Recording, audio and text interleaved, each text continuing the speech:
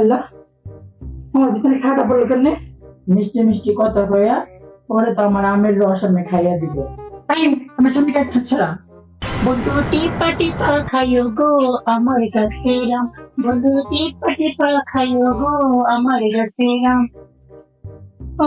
খালি মানুষের বাসায় ঘর দোর দারুই দিয়া গেলাম, খুবই যে একটা মালিকের পোলার পড়াইয়া দিয়াটা বমো।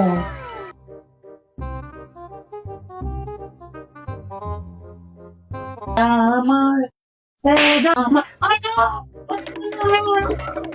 আল্লাহ, আমার ভিতরে খাটা পড়লো কেন? আরে টানা রে ফুলি আমি ছোট সাহেব, আমনে আমি তো ভাবলাম ঠাডা এলো কই থেকে। তো ছোট সাহেব, আপনি তো ঠাডার থেকেও অনেক ভয়ঙ্কর। ফুলি তুই কি শুয়ে থাকবি না উঠবি?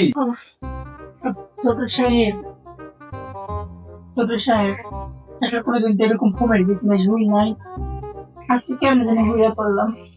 খবরটা অনেক খারাপ, যদি আপনি একটু সুযোগ দিতেন ঘুমের বিছনায় একটু হওয়ার, খুব ভালো লাগতো।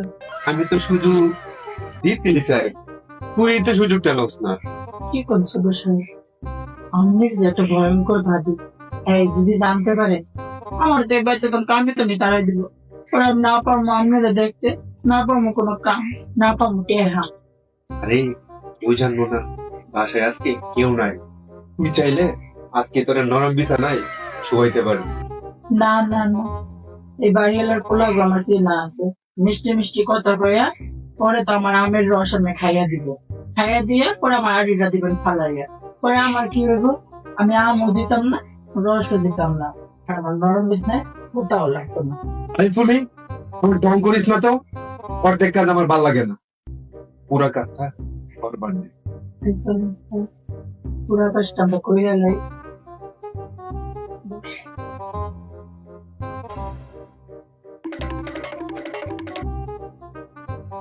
বলি ছি ছি রুদ্র, একটা কাজের মেয়ের সাথে ম্যাডাম তুই চুপ কর। ভাবি তুমি যা দেখছো তো ভুল দেখছো। কি বলতে গেছি? বিছানায় যে ডলাডলি করেছিস সেটা ভুল, না হাতে চুমা খেয়েছিস সেটা ভুল। ম্যাডাম চুমা তো খায় নাই, খাইতে চাইছিল আমের রস, কিন্তু আমি তো আমের রস দিতে চাই নাই। আমার লোভ দিয়েছে আমার নাকি নরম বিছনা হতাইব, এর লেগে আমি একটু ফলের এক অংশ দিয়েছিলাম। এসব কোন ধরনের কথা বলি? ম্যাডাম আপনি যদি ঠিক সময় না আইতেন, ছোট সাহেব আমার আমের রস খাইতো। রস খেতে মানে? রস খেতে মানে বুঝেন না? একটা মেয়ে আর একটা ছেলে একলা ঘরে থাকলে কি হয়, এটা কি আপনি বুঝেন না? এসব কি ধরনের কথা বলি? আমি তোর কাছে গিয়েছিলাম, তুই আমার কাছে আসছিলি। ওয়াল্লা গো, এবারে কি কয়? আমি তো সময় এবারের কাছে গেছি। ম্যাডাম আমি তো আপনার পাশে কাম করে এক সপ্তাহ হইলো, আপনি কি দেখতেন এক সপ্তাহের মধ্যে আমি কোনোদিনে ছোট সাহেব আপনার স্বামীর দিকে একটু খারাপ নজরে থাকেন? আজকে গরিব করলাম আপনার দেওয়ারে আমার চরিত্রে মন দাগ দিল। ম্যাডাম আমার তো বিয়ে হয়েছে না ম্যাডাম, আপনি একটা ব্যবস্থা করুন, আপনি দেওয়ারের সাথে আমার বিয়ে দিয়ে দেন। এসব কি আবল তাবল বলছি?